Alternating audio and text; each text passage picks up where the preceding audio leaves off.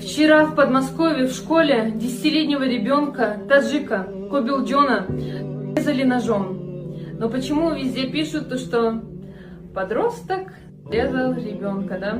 Почему не пишете то, что русский нацист, террорист зарезал ребенка ножом?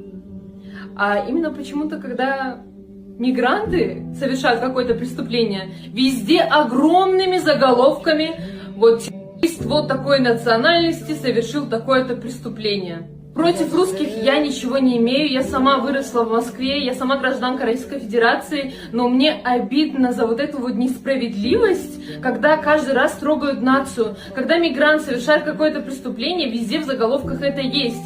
Но вот как видите, плохие люди бывают везде, и у вас тоже.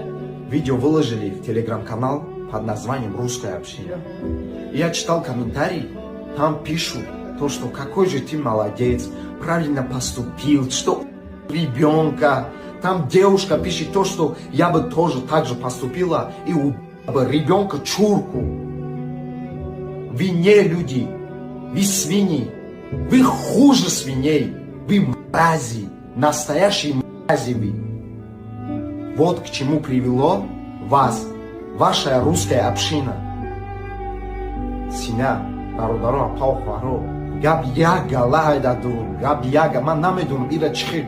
И багапам фаҳмонда намешава чувствора, ман хмам гудак дорам. Ман хмам гудак дорам, вақтои осон нест чиз.